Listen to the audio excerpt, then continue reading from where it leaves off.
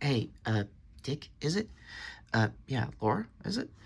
I had a fun time, with our, team up. It was, pretty cool, and, Gabby really wants to see Haley again. Oh, yeah, I don't want to see her pet Wolverine again. Jonathan was just very bitey and scratchy. Yeah, anyway, Retro, what the hell's going on? I'm actually trying to figure that as well. Anyway, hey everybody, what's up? This is Retrokid Reviews doing a special, I guess, end of the year movie review because apparently I don't have time for Avatar Fire and Ash, so we'll figure that out in the end of the year videos, but, quiet! Both of you, all of you. Father is here. Copyrights. Sorry, Bruce. Oh, right, of course. Hello, everyone. I am the real Nerf Batman. Needing assistance? Jason? I'm already on it, seriously. You know, I heard him without the voice changer. He actually sounds pretty nice. Yeah, we keep telling him that, but he just never does it. Shut up, Dick. You're on, Bruce, by the way. Yes. Murder. Most foul. I can't do a Menlo Brock accent, I'm sorry. I told you this was gonna happen. Anyway, hello, I'm the Knight. I am vengeance. I am the real Nerf Batman. Chills, father. Thank you, son. Anyway, grandizing and trying to go for my herons inside. Oh, you always know. Oh, I always do.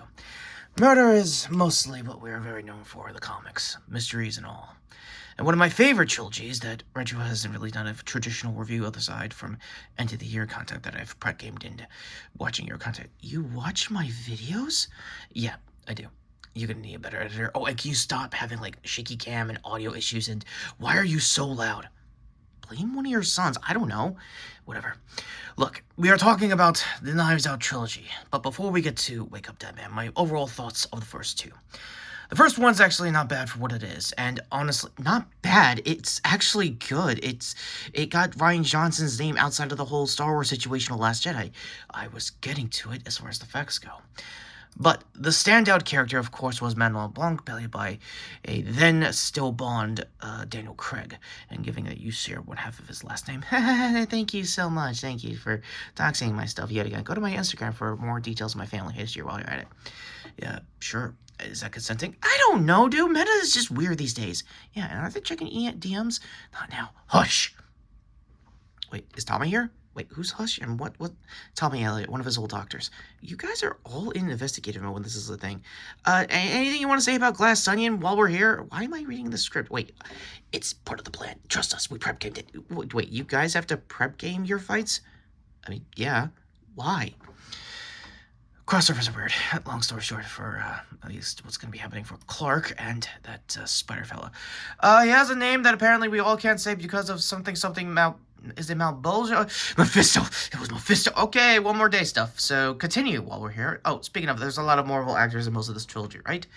Yes, speaking of said trilogy, Glass Onion, there's not really much to say other than the crappy photo. What exactly is going on, Retro? I'm sorry, I didn't have time to prep in case you noticed. Well, you need to next time, seriously, for 2026 content, especially when cars come here. Woo! She's still liking that trailer. Good. Alright, so, unfortunately, there is not much I can really say other than the mystery is okay for what it was, and it's a decent conclusion, but it felt very reactionary to what was going on during the pandemic and everything. Is that the same case for Wake Up Dead Man? Unfortunately, no. It's actually okay for what it is, and that's, as you can tell, the theme of this review. As for the cast itself, it's still stacked as most of everything here. As for Josh O'Connor over here, being the priest covering for Monsignor Riggs, played by a then Thanos, Josh Brolin. Yes, and I get easily killed in that side of the Infinity War. Yeah, I don't know either, man. You take it up to, I don't know, TVA or something form of cosmics. Yeah, well, I'll figure it out in 2026. In any case, the impossible crime, as it was mentioned in the trailers, is, as always, very LeBlanc special of trying to figure out and introduce who is who among a very star-studded cast, and one of a former Spider-Man trilogy that I think Retro would be interested into. Thomas A. Insurers, isn't it, right? Look, the Sam interval is cool, and go to, I guess, Razzle doing their whole Raimi trilogy commentary was actually more funny than it is. We're not gonna talk about the weirdness that's going on so far with Jeremy Renner. Wait, there was more weird stuff after the snowmobile accident? Unfortunately, yes, Bruce. Unfortunately, there is. Oh, right, of course. Due to cosmetic balances is my secret identity attacked. We're basically an amalgam universe at this point. Dark Knight, you could do better, Detective. Raish? What? How do you know his name? What? Father, we said you weren't going to do DCEUisms. Get to the point and final scores. Right. This is a semi-sporadic spoilers review. Half spoilers, half non-spoilers. The reveal is actually not bad for what it is. And, yeah, for most of the cast is actually pretty stellar. Andrew Scott from, Fleabag fame, right? Not Sherlock. No, it's both. Kerry Washington, Kaylee Spinney, that you also previously reviewed her content from Alien last year. Yes, Romulus. She's actually not bad for one of the few red herrings in this movie, if I'm right. Again, needed a second watch. As for Josh O'Connell, yeah, he's actually pretty decent for this whole mystery. And as far as Catholic Hood goes, sorry in advance for my stuff, but yeah, it does challenge Blanc in many ways. Yes, it does. It challenges the very essence of a small Albany town. It's upstate New York. It's not full-blown Albany. It was shot on location in upstate New York. It is technically your jurisdiction. What am I, Gordon over here? No, you are James. That being said, my rating is very complex and will need a back computer to explain, so I'll keep it in the Real Nerf Red Hood family of scores. 4 out of 5. Look, if we're grading on a curve here, let's be honest here, Glass Onion has devalued down to a 3 out of 5, but high 3s if we're going to be using the high system for Retro. Yeah, pretty much, more or less. It maintains that 7 out of 10, high 7s mentality. I actually like the mystery as well. I watched it along with Bruce, and long story short, it's definitely the strongest out of the 3 movies since the original, and there are some nods to Ryan's time in Stars yet again as probably a staple for this franchise going forward. Note that I said franchise because I honestly believe that Ryan's got another one in him. Don't you agree, Bruce? Yes, I believe so. So it's not the exact answers you're looking for. If you saw the ending, then you know how I'm kind of making an ass of myself here. But it is all by design.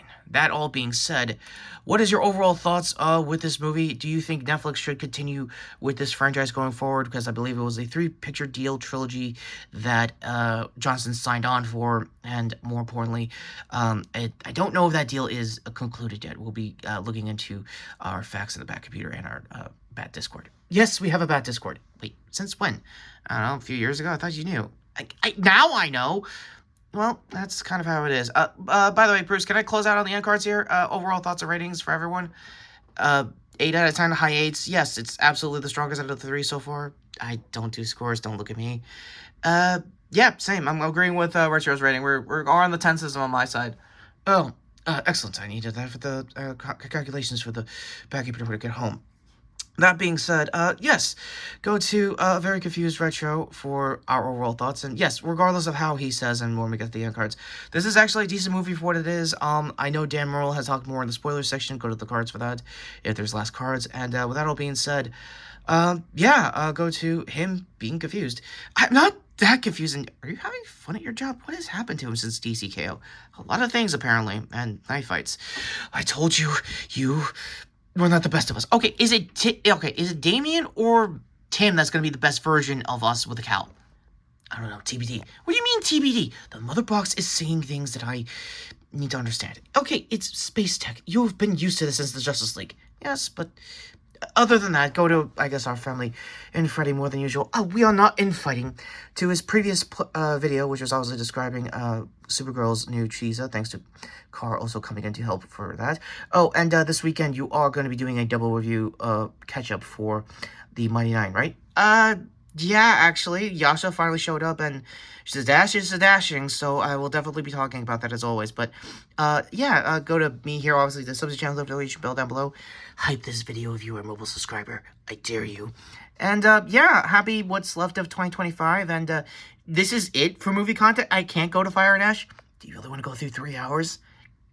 Not really, no. But before I leave, happy holidays, everyone. And to make a long story short, yeah, despite everything, this is actually the best out of the 3 so far as the sequels go for the Knives Out trilogy. And, Bruce, you're going to explain to me why you have knocked out GCPD guys here? They're not absolute Batman fans. The comic or the universe? I don't know, maybe both. Okay, did you prep game that as well? Seriously.